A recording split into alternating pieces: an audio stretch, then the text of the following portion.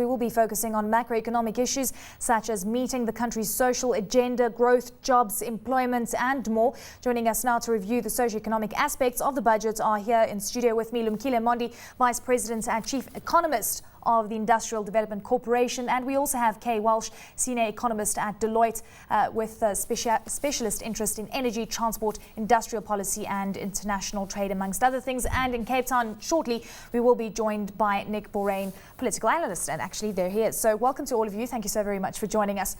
Let's start off with you, Lumkile. Your thoughts on Budget 2012 and whether you feel that it's starting to move towards reaching and meeting the social agenda. Social agenda? I don't know, but overall I'm very happy that for the first time. Out of 10, Lumkile, what would you give Pravin Gordhan? 8 over 10. However, you know, South Africa is a prisoner of implementation. So these plans, we've seen them under Mbeki government, but we've seen very little on the ground. So the proof of the pudding will be in the implementation. So I'm looking forward to really government working seriously with the private sector and other social partners, labor, as well as communities, to really do something good, not for individuals, but for the nation, as the minister said this afternoon. Okay, a lot of conviction that has actually come through from Finance Minister Pravin Gordhan. One of the items of the agenda that I've been focusing on is infrastructure spend. It's actually a number we've heard many times before, 844 billion rand. Apart from that actually being disappointing given the fact that it hasn't been implemented as promised in the past, are you convinced that the promises are going to be met? And she sits with a big smile. No, it was encouraging to see increased allocation to infrastructure from the medium-term budgets, an extra 40 billion, and most of that going to transport and logistics. The budget review did also note, though, that only 68% of allocated infrastructure spend was actually spent in the last financial year. So again, speaking to Lumkile's, there's been a problem with implementation. Some of that is just due to unavoidable delays. With building power stations, there are some unavoidable delays related to the risk of those massive projects. But in other cases, it just has been a case of not implementing on promised spending. So it was interesting to note, it actually came through in the State of the Nation address, that there's going to be this Presidential Infrastructure Coordinating Commission. And we hope that we're going to see that playing a role promises met, right? Yeah, in making sure the promises are met. Nic Borain in Cape Town. Sir, your views on Budget 2012? Eleni, hi. For me, I'll always be looking at how, I suppose, ultimately Jacob Zuma balances the constituencies that he either owes favours to or needs to secure his own election in an ANC election year. And I think, frankly, they did quite well. They balanced the various kinds of constituencies that they need support from, very much so except COSATU and organised labour. I think the real shrinkage in increases in public sector wages is going to be a big battle for the ANC to fight this year. And one of the things that I'm expecting is that this budget is going to lead to a ratcheting up of industrial tension in South Africa over the next 18 months. Well, Nic, would you say the fact that they are going to try and stabilise the wage sector, this wage public sector bill, is by ensuring that moving towards more investment in the country is going to create jobs and thus putting a cap on the unions and ensuring that there is no fight or debate that ensues after that?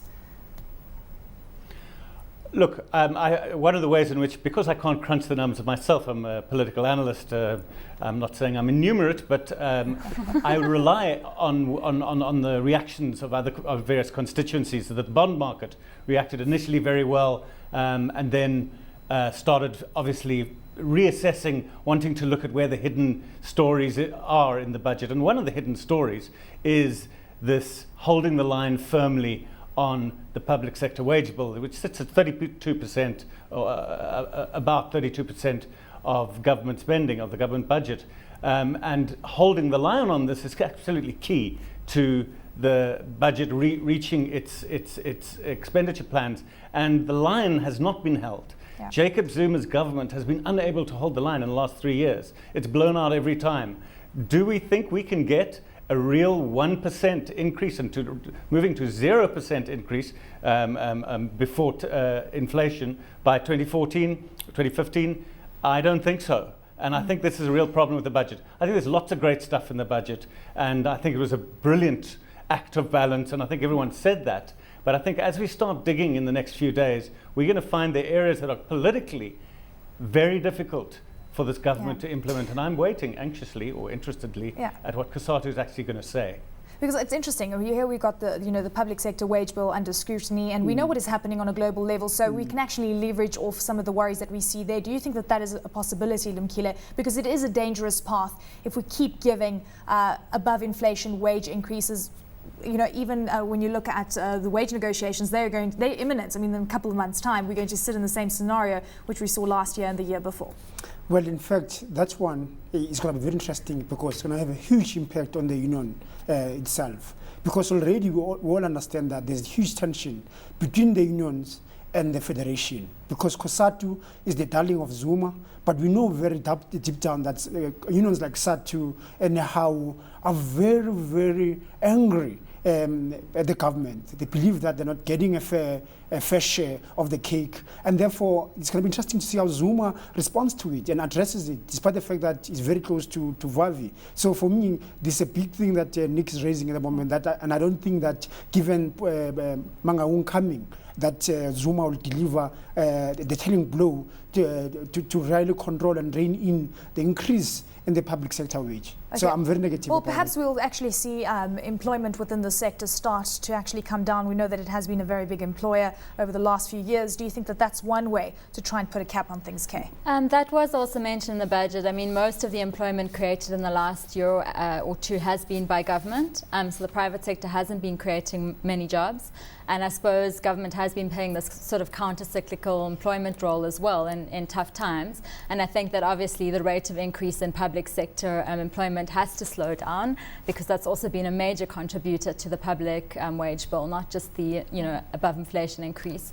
And we did see mentioned in the budget that government intends to hire more frontline staff, your nursing and teaching staff, and less administrative, and also be more careful about how people are appointed. And this is why, So in this issue, I mean, how do you reduce employment in the public sector when we know already that the state itself is unable to deliver an efficient service to the citizen? So here you've got a state that its capacity is very doubtful in terms of delivering to citizen, and you want to cut. You want to cut we should numbers create again. Enough jobs so I'm not out so of sure. the public sector, so that the public sector not jobs really. actually move within the private sector. You need an efficient state. You need a state that's efficient, that's got capacity. Once the state has got that, then you can talk about whether you reduce numbers or increase numbers. At the moment, I'm not so sure whether you reduce or when you know very well that you're not getting a return for our buck as citizens.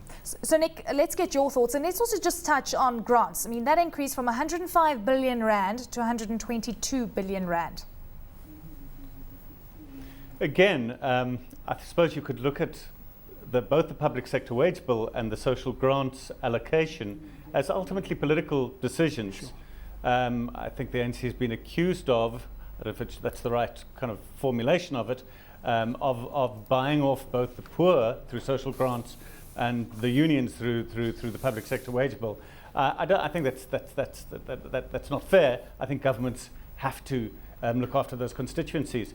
And I suppose this is, at one level, to understand this is the ANC going down the curve, looking after the poorest first. And I also think it's very effective, and has proved to be a very effective way of getting money to the poorest South Africans, getting resources to the poorest South Africans. In my own mind, the social grant project has been one of the successes of this government in making a very real difference to people's lives. It has a whole lot of other effects and side effects that are negative, but its central intent to relieve the burden of the poorest of the poor has, I think, been very effective. But Nic, you cannot really continue sustainably giving people a social grant. What is important is to make people have capability to fish for themselves. In this country, we know very well the education output is very, very poor, and hence it's very, very difficult to employ during a boom period. So therefore, I would have expected, a more attempt of turning around that continuing increase in social grants towards making people capable to doing things for themselves and moving out of reliance on social grants, except of course for those that are in pension and the elderly. But a huge bulk of those, is the state just being responsible and making sure that people continue to vote for the ANC and continue dependent on the state, when in fact we should be making them capable to go to the labor market and fend for themselves. I think that's an excellent point. I think that the ANC has, at some level, or the government at some level, has made a decision to go with the unemployed and the marginalised as opposed to the employed. I mean, that's how they've allocated and shifted allocation in this expenditure. In addition, at another level, those allocations generally drive the consumption sector of the economy. At another level, they've increased generally the allocations towards infrastructure, which drives the investment and construction and logistics sector of the economy. So, which is the promise to move away from consumption expenditure to investment spending. And I think they've done that within the very tight constraints that have been set. And I think it's, as always, in a way, a miracle of careful balancing. But I also think it's going to take us several weeks to find where the smoke and mirrors are. They're always smoke and mirrors. And certainly we will be looking for those over the next while.